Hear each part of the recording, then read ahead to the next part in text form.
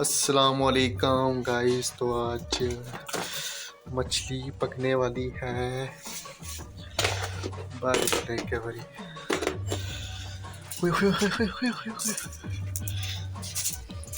चलो जी, चाहे इसकी रखो।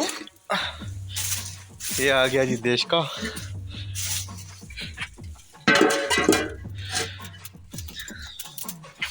ये टिफिन तो ही खासे तो ही देने सब प्रकार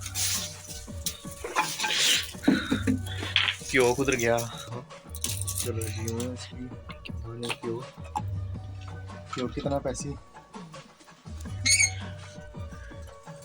मैं पहली बारी बनाना है मछली।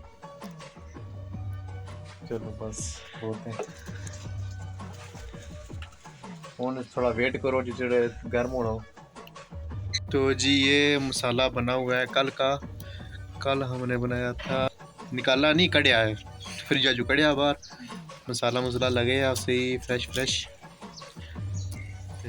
तेल गर्म हो ही रहा जी पड़े पीस ही चेक करने। तो जी ये एक जार है, हमारा तेल गर्म हो चुका है।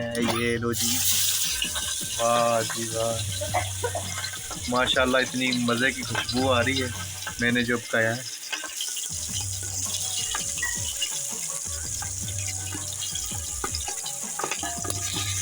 तो जी ये हमारी मछली हो गई तैयार। ये देखो, माशाल्लाह माशाल्लाह। ये गरम गरम गरम गरम, वाह बहुत